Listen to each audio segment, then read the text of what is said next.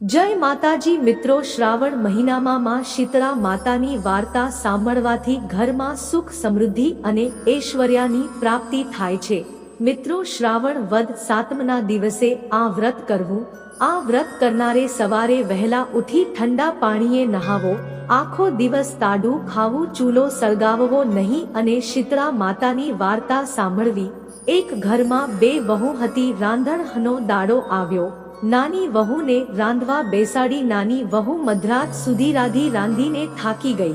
એટલામાં છોકરો રડ્યો અને એ ધવડાવવા બેસી। આખા દાડાની થાકેલી અને મોડે રાત સુધી જાગેલી, એટલે નાની વહુને ઊંઘના જોકા આવવા લાગ્યા। ચૂલો સળગતો રહી ગયો। મધરાત પછી શીતળામાં ફરવા નીકળ્યા।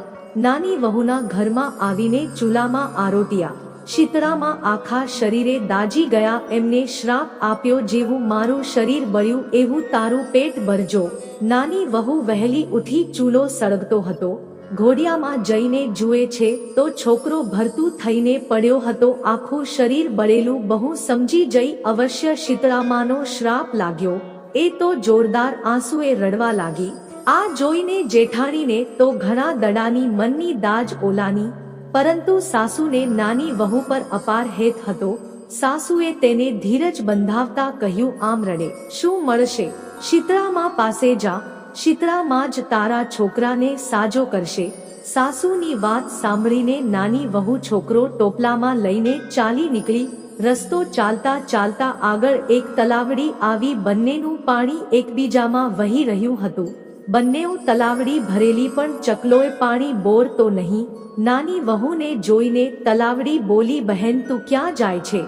મને શીતળામાનો શ્રાપ લાગે છે। મારો છોકરો મરી ગયો છે। હું શીતળામા પાસે શ્રાપનો નિવારણ કરવા જાઉં છું। તલાવડી બોલી, બહેન અમારું પાણી પીશો નહીં। અમારું પાણી જે પીવે છે તે મરી જાય છે। એવા તો અમે કયા પાપ કર્યા છે? શીતળામા પાસે જાય છે તો અમારા પાપનું નિવારણ પણ પૂછતી આવજે। નાની બહુ આગળ ચાલવા લાગી। આગળ ચાલતા ચાલતા રસ્તામાં બે આંખલા મળ્યા। તેમના ઘરે ઘંટીના બે પથ્થર બાંધેલા અને લડ્યા જ કરતા હતા।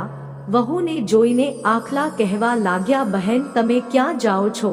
વહુ બોલી, શીતળામા પાસે શ્રાપનું નિવારણ કરવા જાઉં છું। ત્યારે આંખલા બોલ્યા, અમે એવા શું પાપ કર્યા છે કે અમે લડ્યા જ કરીએ છીએ? અમારા પાપનો નિવારણ પૂછતી આવજે। વહુ તો ચાલતા ચાલતા વન વગડામાં પહોંચી। બોરડીના ઝાડ નીચે એક ડોશીમાં બેઠા હતા। ઉઘાડો માથું અને ખંજવાળ્યા કરતા હતા। વહુને જોઈને ડોસી કહેવા લાગી, દીકરી ક્યાં જાય છે? જરા મારું માથું જોતી જાને, મને બહુ ખંજવાળ આવે છે। વહુએ ડોશીમાના ખોળામાં છોકરો મૂક્યો અને માથું જોવા બેઠી। ડોશીમાના માથાની ખંજવાળ મટી ગઈ। આશીર્વાદ આપ્યા, જેવું મારું માથું ઠર્યું એવું તારું પેટ ઠરજો। આટલું કહેવા માતો ડોશીમાના ખોળામાં છોકરો સડવડવા લાગ્યો। છોકરો સજીવન થયો। વહુને તો નવાઈ લાગી, હૈયામાં હરખનો પાર ના રહ્યો। છોકરાને જટ લઈને ખોળામાં વાલ કરવા લાગી। વહુએ ડોશીમાને પગે લાગી। એ સમજી ગઈ કે આજ શીતળામા છે। વહુ કહેવા લાગી, માં તમારા આશીર્વાદથી જ મારો દીકરો જીવતો થયો। શીતળામા મારું પેટ તમે જ ઠાર્યું। પછી વહુ એ શીતળા માતાને પૂછ્યું, મને આવતા વાતમાં બે તલાવડીઓ મળી, પાણીથી છલોછલ ભરેલું છે, પણ તેમનું પાણી કોઈ પીતું નથી। એવા એમના કયા પાપ હશે? શીતળામા બોલ્યા, ગયા ભવમાં બંને શોક હતી। ઘરમાં રોજ કચેવ કરતી, કોઈને છાશ શાક આપે નહીં, અને આપે તોય પાણી નાખીને આપે। એ આપે તેઓનું પાણી કોઈ પીતું નથી। તું એમનું પાણી પીજે, એટલે એમના પાપ દૂર થશે। વહુએ શીતળામાને પૂછ્યું। રસ્તામાં બે આંખલા મળ્યા। તેમના ગળે ઘંટીના બે પૈડા બાંધેલા હતા। તેઓ નિત્ય લડ્યા કરે છે, પણ તેમને કોઈ હોડાવતો નથી। એવા એમના કયા પાપ હશે?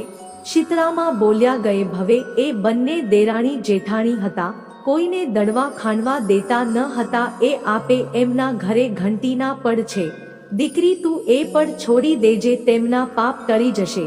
વહુ તો શીતળામાના આશીર્વાદ લઈને છોકરાને રમાડતી રમાડતી ઘરે જવા નીકળી।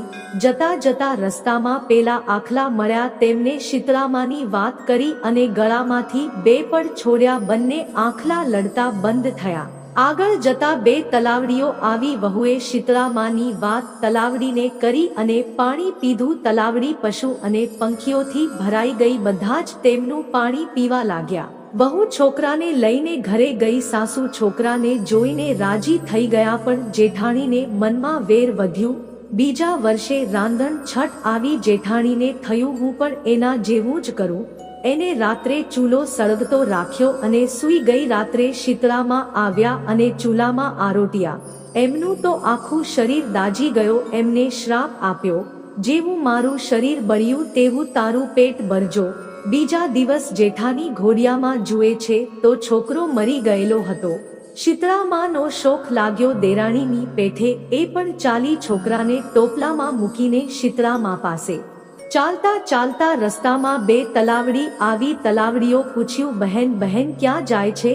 શીતળામા પાસે અમારો સંદેશો લેતી જાને. જેઠાણી તો પારકી વેલ પોલાણી ગણી ગુસ્સામાં બોલી, હું કઈ તમારા જેવી નવરી નથી. મારે તો છોકરો મરી ગયો છે. આગળ જાય છે ત્યાં રસ્તામાં બે બળદ મળે છે. જેઠાણીને જોઈને બળદ પૂછે છે, બહેન બહેન ક્યાં જાય છે? જેઠાણી કહે છે, હું શીતળામા પાસે જાઉં છું. બળદ કહે, બહેન મારો એક સંદેશો લેતી જા. ત્યાં પણ જેઠાણીએ એ જ કર્યું. ગુસ્સામાં બોલી અને ત્યાંથી આગળ ચાલવા લાગી. પછી જેઠાણી ચાલતા ચાલતા હન વગડામાં પહોંચી. યા બોરડીના ઝાડ પાસે શીતળામા પોશીનું રૂપ લઈને બેઠા હતા. જેઠાણીને જોઈને ડોશીમાં બોલ્યા, દીકરી ક્યાં જાય છે? જેઠાણી કહે, શીતળામા પાસે. ડોશીમાં બોલ્યા, માથામાં ખંજવાળ આવે છે, જરાક મારું માથું જોતી જાને. કા મારતી. જેઠાણી કહે, હું કઈ તારા જેવી નવરી નથી. મારે તો છોકરો મરી ગયો છે. આમ કહીને ચાલવા લાગે. આખો દિવસ ચાલી ચાલીને વન વગડાના ઝાડ ગણી નાખ્યા, પણ ક્યાંય ચિતડામાં ન મળ્યા. છોકરાનું મૃત શરીર લઈને માથું ખૂટતી ખૂટતી ઘરે આવી. મિત્રો, તેથી જ શીતળા સાતમના દિવસે ખાસ કરીને મહિલાઓએ ઠંડા પાણીએ સ્નાન કરવું જોઈએ અને ઠંડો ખોરાક ખાવો જોઈએ. મિત્રો, જો તમે પણ શીતળા માતાનું વ્રત કરો છો તો કોમેન્ટ બોક્સમાં જય માં શીતળામાં ચોક્કસ લાગશે. શીતળા માતાની પૂજા વિધિ કેવી રીતે કરવી ચાલો જાણીએ.